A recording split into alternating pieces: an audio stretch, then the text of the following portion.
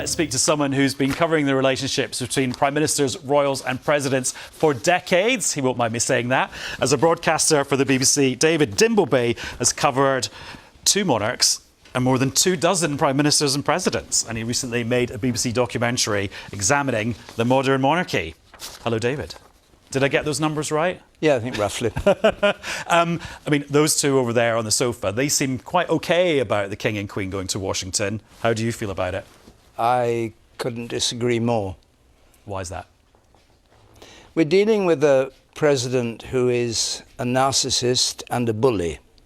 And he's been bullying Britain. He's been rude about the armed forces, about our role in Afghanistan. The King is head of the armed forces. And I think a rebuke of some kind is necessary. I don't see that the full panoply of a state banquet and a speech at Congress is appropriate. I think it's a misuse of the King, who has to do what he's told by the government. But I think it's giving Trump more than he deserves. I mean, let's just remember, when Trump came in, do you remember Starmer with this? This is a Ratting letter. it out, the big moment in the Oval Office. This is a letter. Yeah. It's only the second time in history that somebody's been invited. And Trump was all over it, you know, coming to the visit in Windsor. Isn't that just what you have to do to grease the wheels of our relationship with the United States is not one of mutual affection. It's a deal. It always has been. It was a deal in the First World War when they came in late. It was a deal in the Second World War when they waited till Pearl Harbor happened. It's always been a negotiated deal. The relationship has been a good one, but it's not as if we're sort of bonded with friendship. You know, well, I don't know though, because it's not like a sort of romantic relationship. Well, except the one thing in the world that Donald Trump doesn't seem to treat like a deal in a business meeting is when he meets the King. He seems to actually really like him. And so what? Well, that's a way of Britain getting some leverage with Trump. We may have got some leverage on the tariffs in the early stages, but I would suggest that now Trump has gone rogue on the war in Iran, and he's behaved, well, brutally truthful. He's been sort of disparaging Britain's role and NATO's role and Europe's role. It's a very bad political moment to send him the present of the King with all the panoply that involves, and a state banquet while he's bombing the hell out of Iran and people are dying all over the Middle East. A state banquet for the King? Really? No. It would have been appropriate, I think, to have said quite simply to the President through the usual channels, look, this is probably not quite the right moment for the King to come here. Let's postpone it. You know, Trump says the war's over, but we know it's not over. Let's postpone it until things quieten down. But do you think to go in the middle of this war is a mistake? But do you think the government could have really done that without provoking a massive response from Trump? Wouldn't he have felt massively snubbed? What would a massive response be? Well, who knows with Donald Trump? Like pulling, I don't know, sharing intelligence with the British security services. Well, he'd be crazy. He was so offended. He'd be crazy if he gave up on some of those practical things. I mean, there are lunatics in charge. We know that. There are lunatics in charge of the Pentagon at the moment. There are lunatics in charge of this war. They just blather anything they want. But under that, the structure of the relationship on intelligence, obviously, is very important to both sides. I don't think those things will be damaged. I'm just suggesting that not having a state visit right now, which I think will stick in the craw of a lot of people in this country who not just disapprove of Trump's behaviour, but actually are very dubious about the war aims and whether they're going to work and the damage it's going to do, that to have the full panoply of a state visit at that moment is not desirable. And, I mean, diplomacy and politics are about gestures and manoeuvres, and I think it would be perfectly sensible to have found a way of saying this is not the right moment. I'm just thinking back to your documentary, which people can watch on iPlayer, and about how actually over the years... What about the monarchy? Yes. You've got many other documentaries as well.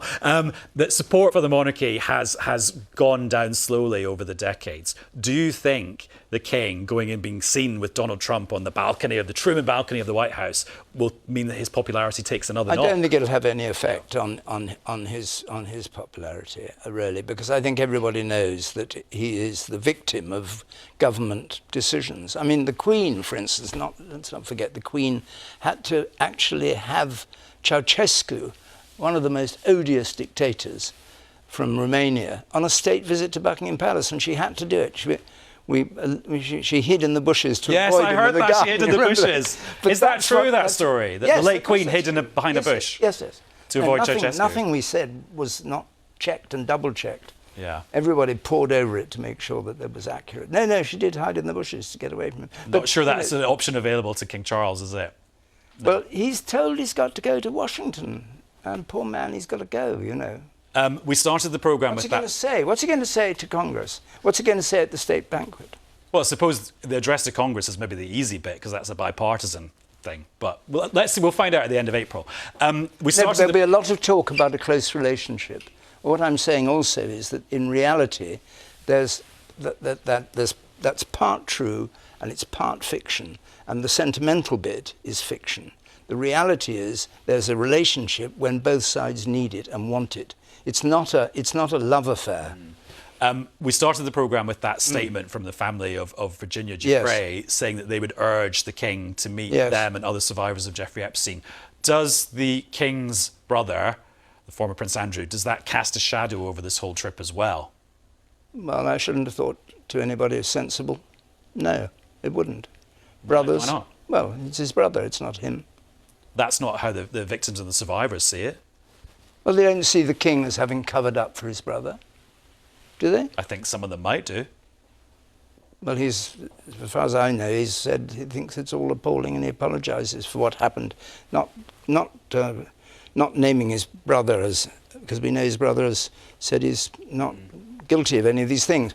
But he said that, you know, abuse of young women is a terrible thing. But I don't see that meeting them would do any good. But I just wonder, is that a sign of the culture clash that I can imagine a lot of Americans saying, yeah, this guy's brother is accused of terrible things. He should come and answer questions about it. Or I think that's an outrageous thing to say. How so? I think even to put that is outrageous because it's not his affair. He's not accused of having any relationship at all with Epstein. Oh, no, I'm not suggesting that. But so why should he apologise for his brother's behaviour? No, but I'm just wondering if whether the culture in America views the royals differently and they just think the King is another character in this big controversial story. Well, maybe they do. Maybe they do, and so be it. They're wrong. Right. You spent a lot of time at the BBC.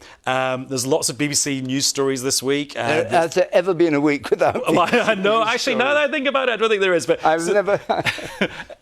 Quietism has never been the state of. Do you just think this is another typical week then? The DG being replaced by a guy from Google, the Scott Mills thing. Say by a guy from Google is in an disparaging way. You're against a guy from Google taking over. No, I'm just using kind of tech bro language. Oh, okay. What do you think about Matt Britton taking over as Director General?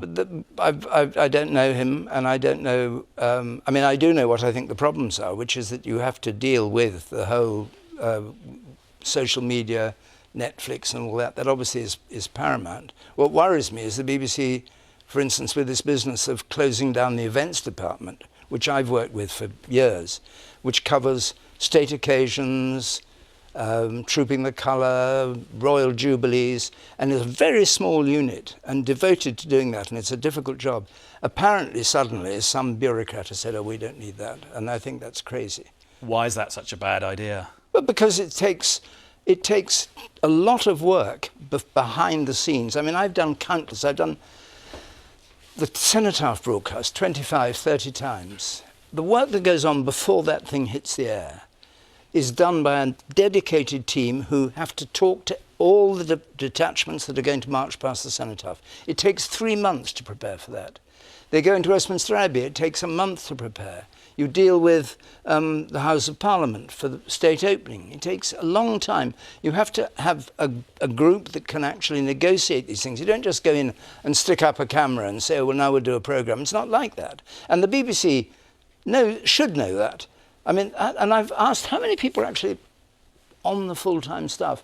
I was told it was 4.5 people, whatever, 0.5 of a person. Right. It's a very small, dedicated unit. And they're going to reduce that just to one and then use freelancers. Crazy. The rest of the time. I mean, and use freelancers. I mean, I went to South Africa to do the Mandela's funeral, and indeed Mandela's inauguration. Those were massive operations which took weeks to organise. You can't just do it with freelancers. I mean, freelancers are good, but they don't have the continued involvement, which is what you need to get these things right. OK, but there's pressure on the licence fee. Inflation's going up. Maybe the licence fee will go down in a few years' time. Where would you cut if it's not the events department? I'm not. I mean, I did once apply to be Director General.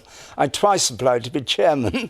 So I think I'm not in a position to say at this stage, because I think you just need to be in there and looking at it and knowing. But the priorities, I do understand that the peak of the BBC, the peaks of the BBC are the things that other people don't or can't do or won't do. And those are the things you should guard above all else. State occasions being an example. Well, state occasion is one, and a lot of local broadcasting is another.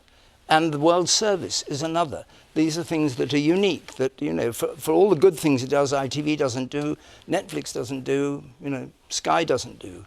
And they're, you know, they're really, really important. OK. David, thank you very much. Lovely to see you back in the BBC building, talking about a whole load of things. Thank you, Adam.